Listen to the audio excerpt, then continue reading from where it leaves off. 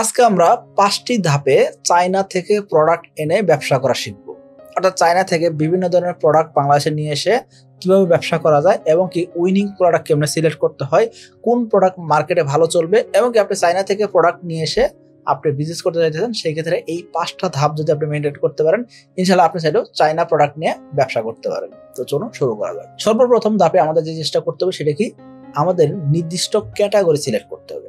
আমি কোন ক্যাটাগরিতে বিজনেস করব বা কোন ক্যাটাগরির প্রোডাক্ট নিয়ে আমি বিজনেস করতে ইচ্ছুক, অথবা আমি মার্কেট অ্যানালাইসিস করে দেখব কোন ক্যাটাগরির প্রোডাক্টের চাহিদা কেমন এবং কি সেই প্রোডাক্টের প্রফিট মার্জিন কেমন, সেই সম্পর্কে আমাদের বিস্তারিত নলেজ গ্যাদার করতে হবে। তারপর আমরা প্রোডাক্ট সিলেকশনে যাব। তার মানে আমাদের একটা ক্যাটাগরিতে আসতে হবে যে কোন ক্যাটাগরিতে আমরা বিজনেসটা করতে চাই। এখন তার মানে প্রথমে আমরা চায়না থেকে কিন্তু প্রোডাক্ট আমদানি করলাম না। চায়না থেকে প্রোডাক্ট আমদানি করার আগে আমরা আগে দেশীয় মার্কেট অ্যানালাইজ করে দেখব যে মার্কেটে কোন ক্যাটাগরির প্রোডাক্ট বেশি চলতেছে বা কোন ক্যাটাগরির প্রোডাক্টের চাহিদা সবচেয়ে বেশি আছে, সেই জিনিসটা আপনাকে আগে খুঁজে বের করতে হবে। চাইনিজ প্রোডাক্টের ক্যাটাগরিগুলো কি কি সেটা আপনি জানবেন কিভাবে। চাইনিজ প্রোডাক্টের ক্যাটাগরি যদি আমরা ভাগ করি, সেক্ষেত্রে সর্বপ্রথম যে জিনিসটা পাওয়া যায় সেটা কি ইলেকট্রনিক্স, তারপরে ফ্যাশন, হোম ডেকোর, বাচ্চাদের খেলনা, বিভিন্ন ধরনের এগ্রিকালচার প্রোডাক্ট, এর পাশাপাশি বিভিন্ন মেশিনারিজের পার্টস। এই জিনিসগুলোর চাহিদা কিন্তু অনেক হাই থাকে। এই যে মার্কেটে এরকম অনেক ক্যাটাগরি আছে, এই ক্যাটাগরির ভিতরে আপনি যে কোনো একটা স্পেসিফিক ক্যাটাগরি আপনি সিলেক্ট করলেন। সিলেক্ট করার পরে কাজ কি হবে, এই যে আপনি ক্যাটাগরি সিলেক্ট করলেন, এই সিলেক্ট করার পরে দ্বিতীয় ধাপে আপনি কি করবেন, উইনিং প্রোডাক্ট সিলেক্ট করবেন। উইনিং প্রোডাক্ট আপনি কেমনে সিলেক্ট করবেন? উইনিং প্রোডাক্ট সিলেক্ট করার জন্য আপনি দুইটি কাজ করবেন। এক নম্বর হলো বাংলাদেশের মার্কেট দেখবেন, দুই নম্বর হলো চাইনিজ মার্কেট দেখবেন। অর্থাৎ বাংলাদেশে যে প্রোডাক্টটা আছে বা বাংলাদেশে যে প্রোডাক্টটা চলতেছে বা বাংলাদেশে এই প্রোডাক্টটা নাই, কিন্তু চাইনিজ মার্কেটে জিনিসটা পাওয়া যাচ্ছে এবং কি কম দামে পাওয়া যাচ্ছে, ওই প্রোডাক্টটা বাংলাদেশে যদি নিয়ে এসে বিক্রি করতে পারেন, তাহলে সেই জিনিসটাতে আপনি ভালো ব্যবসা করতে পারবেন। কিন্তু আপনি যদি শুধুমাত্র বাংলাদেশের মার্কেট দেখলেন কিন্তু আপনি চাইনিজ মার্কেট দেখলেন না, অর্থাৎ বাংলাদেশের মার্কেটে জিনিসটার অনেক চাহিদা আছে এবং অনেকেই ব্যবসা করতেছে, এখন আপনি ওই প্রোডাক্ট নিয়ে এসে যদি ব্যবসা করতে চান, সেক্ষেত্রে কিন্তু সচরাচর এই প্রোডাক্টের অলরেডি অনেক বেশি কম্পিটিটর আছে। সেক্ষেত্রে এই কম্পিটিটরের সাথে আপনি টিকতে পারবেন কিনা সেটা আপনাকে জানতে হবে। অর্থাৎ আপনাকে লো কস্টে প্রোডাক্ট নিয়ে আসতে হবে, অন্যদিকে প্রোডাক্ট যাতে ভালো হয় সেটা আপনাকে এনশিওর করতে হবে। এর পাশাপাশি মার্কেটে যারা আছে তাদের থেকে আপনি যাতে কোনো বিষয়ে কমে না বিক্রি করেন, সেইটা আপনাকে খেয়াল করতে হবে। এখন আপনি আসেন যে উইনিং প্রোডাক্ট আমরা কিভাবে সিলেক্ট করব। উইনিং প্রোডাক্ট সিলেক্ট করার জন্য আপনি কি করবেন, বাংলাদেশে আগে ফেসবুক অ্যাডসে যাবেন, পাশাপাশি আপনি ফেসবুক মার্কেট প্লেসে যাবেন এবং কি আপনি লোকালি মার্কেটগুলো ভিজিট করবেন। অর্থাৎ আপনি দেখবেন চাইনিজ প্রোডাক্ট কোন কোন জিনিস ভালো চলতেছে, কোন প্রোডাক্টটা দেখতে সুন্দর এবং কি আকর্ষণীয়, ক্রেতা বেশি কিনতেছে এবং কি কোন প্রোডাক্টের অ্যাড অনেকেই চালাইতেছে অনেকদিন যাবত, সেই ধরনের প্রোডাক্ট সিলেক্ট করা খুব জরুরি। এর পাশাপাশি আর একটা জিনিস করা যেতে পারে, সেটা কি ইউনিক কিছু প্রোডাক্ট খুঁজে বের করা। এটা সবচেয়ে ভালো কাজ করে যে অলরেডি মার্কেটে একটা প্রোডাক্ট চলতেছে, এখন আপনি কি করেন, আপনি এরকম এমন কোনো স্পেসিফিক বা এমন কোনো স্পেশালাইজড কোনো প্রোডাক্ট আছে, সেই প্রোডাক্টের কারণে বা এই ফিচারের কারণে এই প্রোডাক্টটা বেশি চলবে, এরকম কিছু প্রোডাক্ট আপনি নিয়ে আসতে পারেন এবং কি এটা অবশ্যই সমাজের সমস্যা সমাধান করবে, এরকম প্রোডাক্ট হতে হবে। শুধুমাত্র অনেক বেশি ফিচার আছে এই কারণে কিন্তু সকলে কিনতে চাইবে না, কিন্তু ওইটার আবার সমাধান থাকতে হবে। তবে হ্যাঁ, যদি ওই প্রোডাক্ট আসলেই কোনো একটা সমস্যার সমাধান করতে পারে, তাহলে অবশ্যই সেই প্রোডাক্টের চাহিদা অনেক বেশি থাকবে। আমরা উদাহরণ হিসেবে একটা প্রোডাক্টের নাম নিচ্ছি, সেটা কি ধরেন পাওয়ার ব্যাংক। এখন পাওয়ার ব্যাংক সেই জিনিসটা কি চাইনিজ প্রোডাক্ট, সেই প্রোডাক্টের দাম আমরা দেখবো কি আলিবাবা অথবা আলি এক্সপ্রেসে। দেখার পরে দেখলাম যে ওই প্রোডাক্টের দাম ধরেন $2, অর্থাৎ মোটামুটি 250 টাকার ভিতরে ওই প্রোডাক্টটা চাইনিজ মার্কেটে পাওয়া যাচ্ছে। এখন সেটা বাংলাদেশে নিয়ে আসবেন, নিয়ে আসে দেখা গেলো আরো 200 টাকা খরচ হলো, মোটামুটি ধরেন আপনার 450 টাকা খরচ।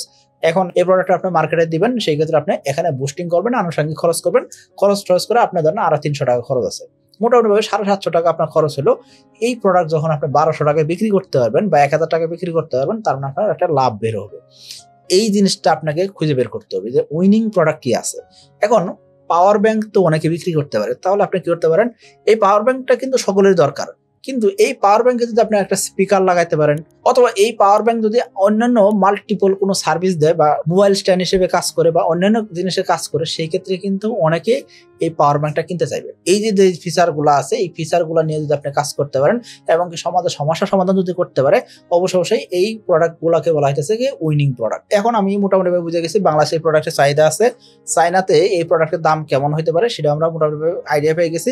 এখন এই প্রোডাক্টটা আমরা বাংলাদেশে কিনে নিয়ে আসবো, কিনে নিয়ে আসলে আমাদের বিক্রি হবে। এই চিন্তাটা যখন আমি করি তখনই আমাদের ভুলটা হয়ে থাকে। এখন তাহলে আমাদের করণীয় কি? প্রথম করণীয় হলো এই প্রোডাক্ট বাংলাদেশে নিয়ে আসতে হয় কিভাবে সেটা আপনাকে জানতে হবে। অর্থাৎ বাংলাদেশে যে আনার যে অপশনটা, চায়না থেকে বাংলাদেশে আনবেন সেই অপশনটা কি কি হতে পারে বা কোন কোন উপায় নিয়ে আসলে আপনি এই জিনিসটা খুব দ্রুত সময় নিয়ে আসতে পারবেন এবং সেই জিনিসটা আপনি কম খরচে নিয়ে আসতে পারতেছেন, এরকম যদি অপশন থাকে তাহলে না আপনি লাভ বেশি করতে পারবেন। এই ক্ষেত্রে আপনি দুইটা কাজ করতে পারেন, একটা হলো নিজে আমদানি করতে পারেন অথবা অন্য কোনো মিডিয়া যারা চায়না থেকে প্রোডাক্ট নিয়ে এসে দেয় তাদের সাথেও কোলাবোরেশনলি বা তাদেরকে অর্ডার দিয়ে আপনি কিন্তু প্রোডাক্ট আমদানি করাইতে পারেন।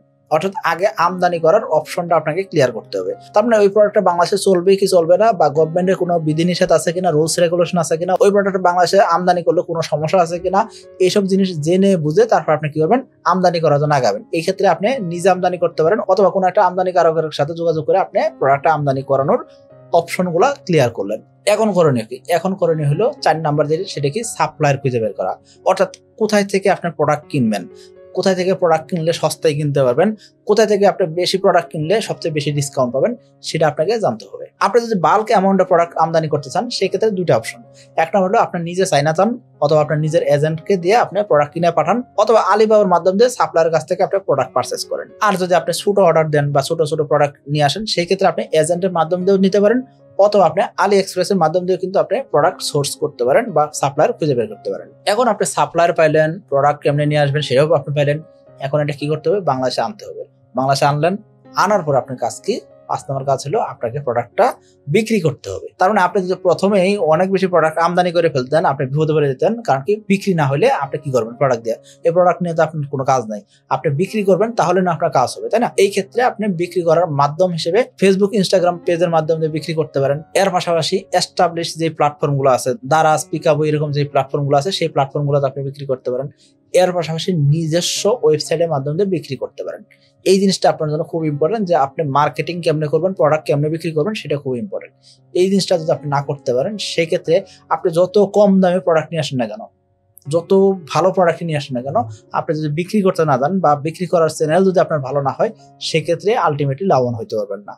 তো এই জন্য বলবো 5 নম্বর জিনিসটা খুব বেশি ইম্পর্টেন্ট। আমরা মোটা দাগে কয়েকটা টিপস জানবো যে টিপস গুলো মানাটা খুব জরুরি। আমরা চাইনিজ প্রোডাক্ট নিয়ে ব্যবসা করতে চাই, আলহামদুলিল্লাহ ভালো দিক, এটা অবশ্যই লাভজনক একটা ব্যবসা। কারণ কি আমাদের বেশ কয়েকটি কোম্পানি রয়েছে, আপনারা অলরেডি জানেন যে তার ভিতরে আমাদের 2-1টা কোম্পানি কিন্তু এগ্রিকালচার সেক্টর নিয়ে কাজ করে। সো আমরা 2020 সালের আগ পর্যন্ত আমরা কিন্তু চাইনিজ প্রোডাক্ট ইম্পোর্ট করতাম।